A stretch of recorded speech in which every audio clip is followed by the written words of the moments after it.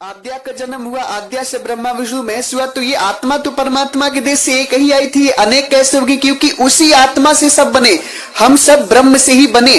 साहेब कह रहे एक से अनंत भय, अनंत एक से आही, परिचय भया जब मूल सो, तो अनंत एक ही माही समाई। जब हम परमात्मा से परिचय कर लेंगे तो हम परमात्मा में मिल जाएंगे जाकर। हम एक से ही जन्म लिए, किससे? ब्रह्म से। मगर यदि हमारा मूल देखा जाएगा तो हमारी मूल परमात्मा है। सज्जनों, अब इस बात को सदगुरु कह रहे हैं, कुछ लोग कहते हैं ना परमात्मा ने सृष्टि रचना रची। परमात्मा ने सृष्टि रचना नहीं करी है सज्जनों। सृष्टि रचना किसने करी? सदगुरु कबीर साहेब बीजक के 115 नंबर शब्द में बता रहे हैं। साहब कह रहे हैं कि संतो ऐसी भूले जग माही, जीव मिथ्या में जाही। संतो ऐसी भूले जग माही, जाते जीव मिथ्या में जाही।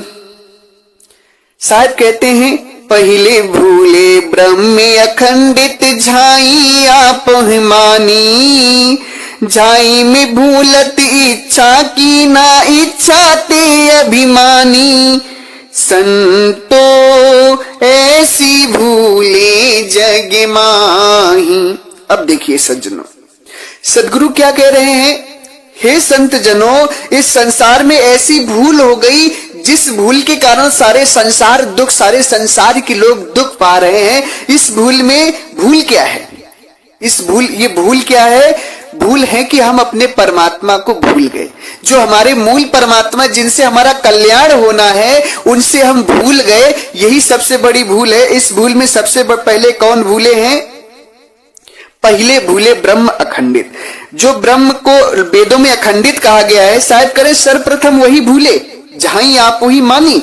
ब्रह्म अखंडित भूल करके परमात्मा से कैसे भूले? अपने ही विचारों को पकड़ लिए कि हमें भी परमात्मा की तरह एक अपनी सृष्टि बनानी है, एक अपना अलग देश बनाएंगे तो उसके मालिक हम स्वयं रहेंगे। और उसी को पकड़ करके, उसी बात को लेकर के, उसी विचार को लेकर के ब्रह्म परमात्मा से अलग हो गए।